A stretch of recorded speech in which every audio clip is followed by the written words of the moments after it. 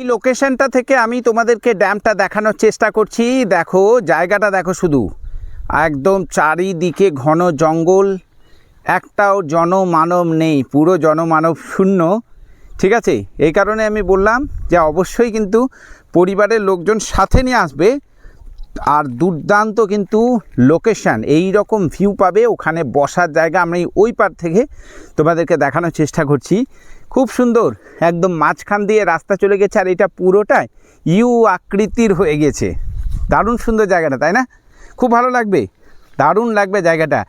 ঘন এই যে একদম জঙ্গলের মাঝখানে এই এত সুন্দর। অনেকেই স্নান টান করতে আসছে, হ্যাঁ, অনেক ছেলে মেয়েরাও আসছে, স্নান টান করছে এখানে। হ্যাঁ, এই যে দেখো খুব সুন্দর জায়গাটা, তাই না? খুব ভালো লাগবে, একটা অফবিট জায়গা দুর্গাপুরের মধ্যে, খুব সুন্দর। এই জায়গাটা না সবথেকে আলাদা একটা জায়গা। যারা একটু নির্জনতা ভালোবাসেন, প্রকৃতির মাঝে থাকতে ভালোবাসেন, তাদের জন্য বলবো এটা একটা দুর্দান্ত জায়গা। এখানে কিন্তু আপনারা ঘুরতে আসার মতো পিকনিক কোনো স্পট পাবেন না, ঠিক কথায়। কোনো দোলনা পাবেন না, কোনো খেলার জায়গা পাবেন না, ঠিক কথায়। কিন্তু এখানে একটা মানসিক শান্তি পাবেন, অবশ্যই, এটা আমি বলতে পারি। দারুণ সময় কাটবে।